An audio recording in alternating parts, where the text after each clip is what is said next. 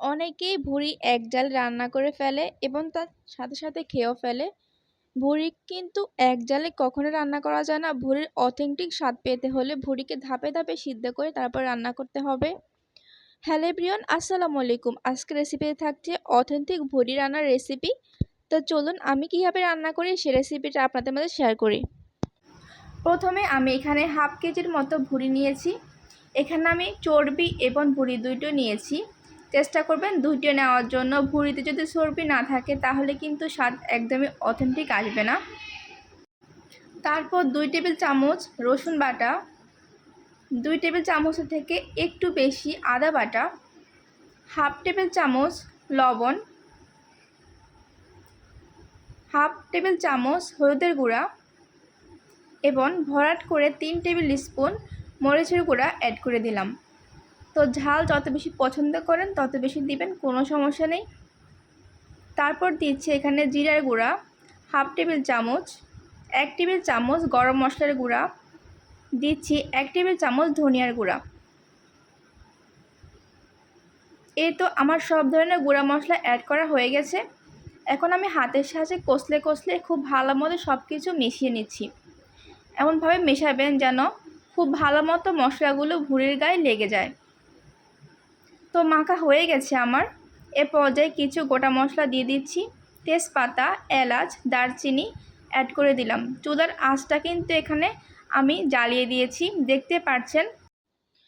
তো ভুঁড়িতে যে এক্সট্রা ফ্যাটগুলো আছে ওগুলা দিয়ে আমি প্রথমে ভুঁড়িগুলোকে খুব ভালো মতো কষিয়ে নেব।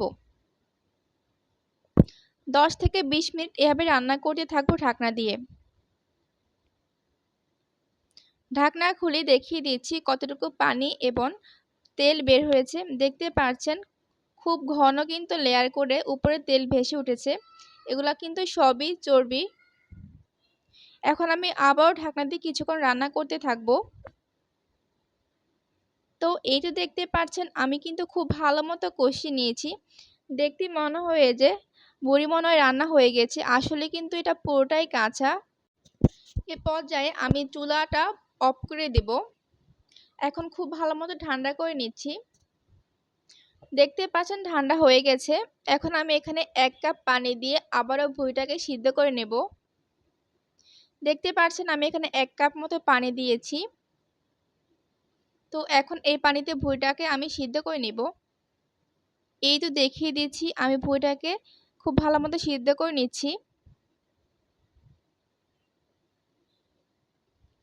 তো এখন আবারও ঠান্ডা করে নিয়ে আবারও আমি 1 কাপ পানি দিয়ে আবারও ভুঁড়িটাকে সিদ্ধ করে নেব। এভাবে আমি ধাপে ধাপে 3 থেকে 4 বার 1 কাপ পরিমাণ পানি দিয়ে 4 কাপ পানি দিয়ে আমি এটাকে ধাপে ধাপে সিদ্ধ করে নিচ্ছি। যদি আপনারা মনে করেন আজকে দুপুরে আপনারা ভুঁড়ি দিয়ে ভাত খাবেন, তাহলে কিন্তু কালকে থেকে আপনাকে ভুঁড়ি রান্নার প্রসেসিংটা শুরু করতে হবে। তো এখন আমার ভুঁড়িটা খুব ভালো মতো সিদ্ধ হয়ে গেছে। এ পর্যায়ে আমি এটাকে বাগার দিয়ে দিব। এখানে আমি সরিষার তেল অ্যাড করেছি এবং একটা রসুন কুচি দিলাম, 2টা শুকনা মরিচ ভেঙে দিলাম এবং হাত ভর্তি করে 2 মুঠ পেঁয়াজ কুচি অ্যাড করে দিলাম। এখন এটাকে খুব লাল লাল করে ভেজে নিচ্ছি। তো আপনারা দেখতে পাচ্ছেন আমি কিন্তু এখানে অনেকখানি পেঁয়াজ অ্যাড করেছি। চেষ্টা করবেন বেশি করে পেঁয়াজ এবং রসুন অ্যাড করার জন্য। তো যখন দেখবেন পেঁয়াজটা এমন লালচে কালার হয়ে গেছে তখনই ভুঁড়ির মধ্যে সরাসরি এটাকে অ্যাড করে দিবেন। তো যখন আপনারা এই বেরেস্তাটা ভুঁড়ির মধ্যে অ্যাড করবেন তখন কিন্তু অনেক সুন্দর একটা অ্যারোমা ছড়িয়ে যায় চারদিকে। রান্না করলে বুঝতে পারবেন। ভুঁড়ি প্রসেসিং করা অনেক বেশি কষ্টের এবং রান্না করাটা অনেক বেশি সময়ের ব্যাপার। তাই চেষ্টা করবেন হাতে সময় রেখে অবশ্যই রান্নাটা করার জন্য, তাহলেই আপনারা অথেন্টিক স্বাদ পাবেন। যখন মুখে দিবেন তখন দেখবেন একদম মিলিয়ে যাচ্ছে, এত বেশি সফট হবে। তো এরই মাঝে আমি এখানে 1 টেবিল চামচের মতো গরুর মাংসের মশলা অ্যাড করে দিলাম। আপনাদের হাতের কাছে না থাকলে স্কিপ করতে পারেন, এর পরিবর্তে আপনারা শুধুমাত্র জিরার গুঁড়া অ্যাড করতে পারেন। রেসিপিটি ফলো করে রান্না করলে আপনাদের যদি ভালো লাগে অবশ্যই কমেন্ট করে জানাতে ভুলবেন না। ভিডিও ভালো লাগলে পেজটি ফলো করবেন এবং যারা ইউটিউব থেকে দেখছেন চ্যানেলটি সাবস্ক্রাইব করবেন। সবাই অনেক বেশি ভালো থাকবেন। আল্লাহ হাফেজ। আসসালামু আলাইকুম।